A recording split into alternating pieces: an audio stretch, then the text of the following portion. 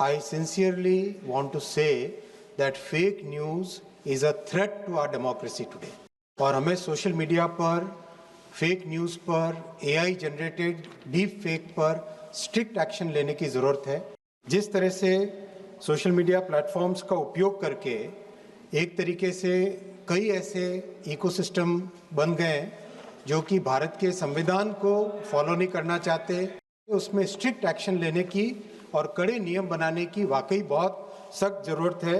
माननीय अध्यक्ष जी, social media और फेक न्यूज़ के बारे में जो विषय माननीय सांसद जी ने उठाया है वो वाकई एक बहुत ही चिंताजनक विषय है।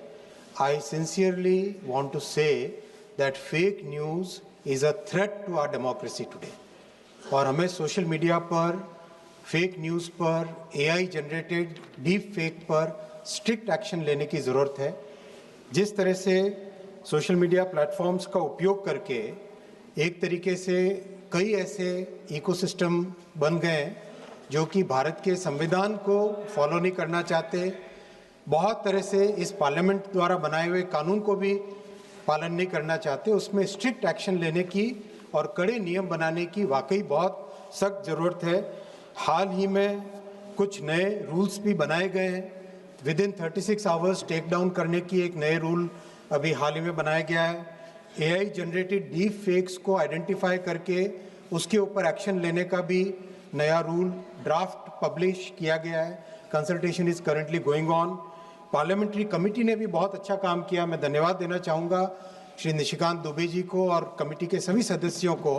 उन्होंने बहुत अच्छा डिटेल्ड रिपोर्ट कल ही सदन में रखी है जिसके अंदर कई अच्छे प्रस्ताव आए हैं, कानून को किस किस पॉइंट पे कड़ा किया जाए। माननीय अध्यक्ष जी, ultimately fake news, social media, इसमें this is a very fine delicate balance between freedom of speech and protecting our democracy, और इस फाइन बैलेंस को लेकर सरकार चल रही है। माननीय प्रधानमंत्री श्री नरेंद्र मोदी जी ने डिजिटल इंडिया के माध्यम से देश में जो एक नई क्रांति लाई है, जो डेमोक्रेटाइज किया टेक्नोलॉजी को, उसके अच्छे प्रभाव भी हमें अपने संज्ञान में लेने चाहिए, क्योंकि सोशल मीडिया एक तरीके से एक प्लेटफॉर्म भी देता है सभी को। इन सब पॉइंट्स को विचार करके इंस्टीट्यूशंस, हमारे समाज में जो ट्रस्ट है, उस ट्रस्ट को कैसे स्ट्रेंथन करें, उसी पर सरकार काम कर रही है। राजेश रंजन जी। सर अध्यक्ष जी, जब कोई भी फोटो या कोई भी चीज़ धर्म मजहब की, जैसे मणिपुर की घटना है, सोशल मीडिया ने प्रमुखता से इसको निभाया है और समाज में तनाव पैदा किया। कोई भी फोटो अपलोड करने के पहले, जैसे AI में टाटा या बड़े बिजनेस में, ये प्रश्नकाल पूछो, प्रश्न पूछो आप। मैं वही कह रहा हूं अध्यक्ष जी कि जो लगातार मैं उसी बात, जैसे सट्टेबाजी की, महादेव ऐप जैसे मामले में बड़े स्टार्स और इन्फ्लुएंसर के युवा गैमलिंग सिखाया, कारण कर्ज में डूबे युवाओं को 18% आत्महत्या की वृद्धि हुई है। मेरा अध्यक्ष जी इससे कोई कंसर्न नहीं है। देश के युवा, आने वाला जो युवा है और जो सामाजिक और पारिवारिक स्थिति है, उसमें समाज में तनाव बढ़ता जा रहा है।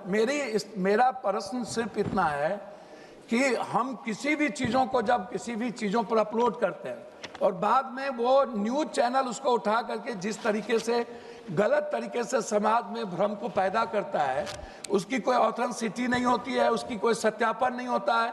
अच्छा, उसको डालने के पहले किसी से परमिशन लेना चाहिए कि नहीं, ये होगा कि नहीं, तो इस पर किसी भी तरह की कोई कार्रवाई नहीं है। कठोर कार्रवाई हो, ये मेरा रिक्वेस्ट है। कठोर कानून बने और किसी भी तरह के गलत वीडियोस को डालने के पहले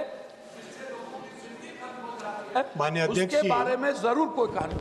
माननीय अध्यक्ष जी, माननीय सांसद जी ने जिस तरह से ऑनलाइन बेटिंग की बात की, मैं आपके माध्यम से सदन को एकदम स्पष्ट तौर पे कहना चाहूँगा, प्रधानमंत्री श्री नरेंद्र मोदी जी ने इतना कड़ा कानून बनाया है ऑनलाइन मनी गेमिंग को रेगुलेट करने के लिए, और उसके कारण देश में करोड़ों परिवारों को उसका बेनिफिट मिला है।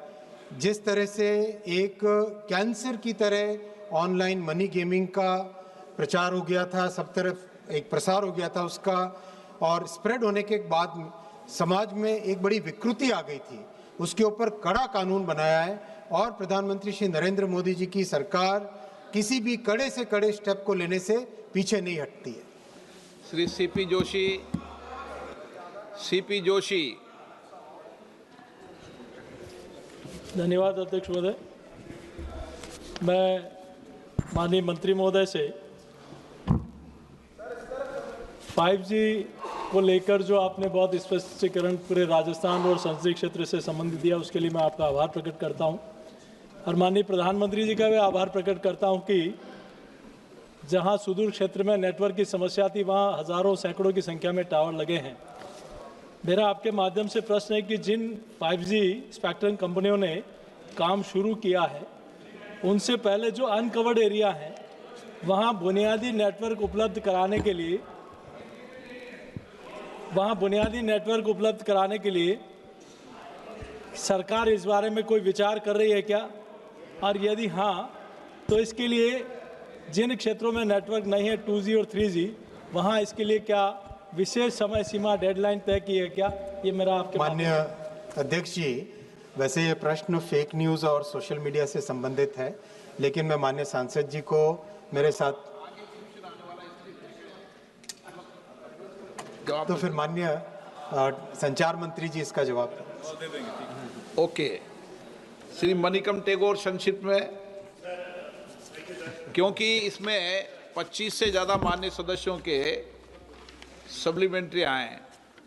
कभी व्यवस्था से आप लगाइए, बहुत गंभीर विषय है, देश की युवाओं का चिंता का विषय, और सारी संसद इस पर चिंता व्यक्त कर रही है।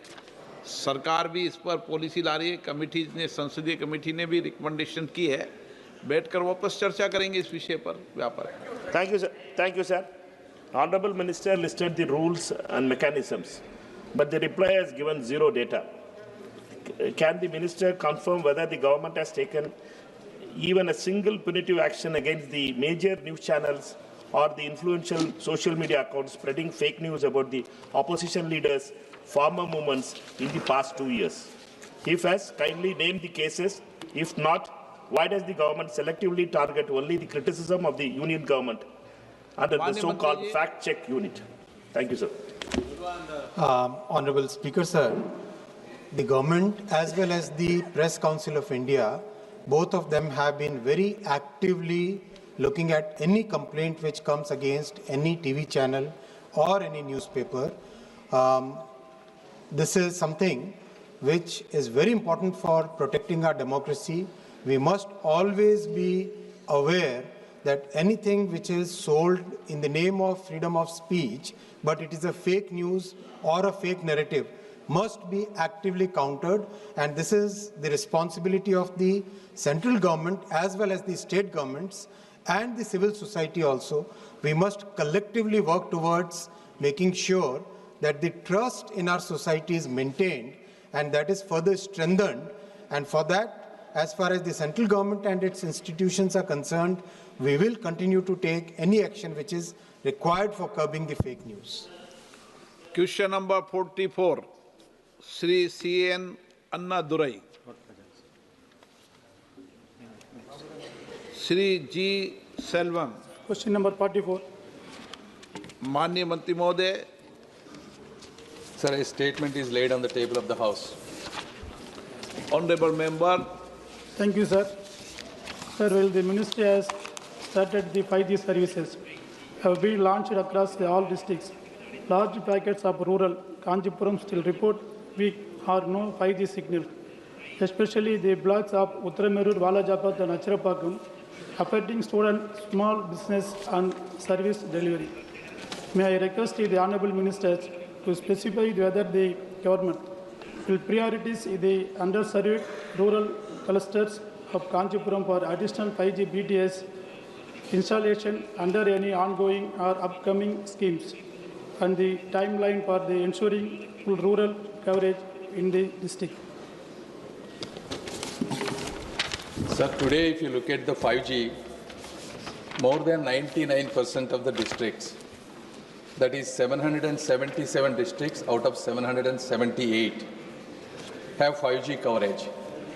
The 5G coverage today, out of 1.2 billion people, 120 crore people, 36 crore people have 5G handsets and are using 5G services. Sir, the issue of the 5G coverage in rural villages is not just about the 5G towers or BTS. It is about the handset latching on to the 5G. When it comes to their own districts, today we have 37,000 5G BTS are in Tamil Nadu. In their own two villages, Tiruvannamalai and Kanchipuram, we have 224 and 231 villages with 5G BTS. This is on par with average of the rest of the India, sir. Thank you. But in addition to that, government has done an exceptional work to accelerate the 5G services, sir. By enabling TSPs, reducing their bank guarantees, removing the spectrum usage charges.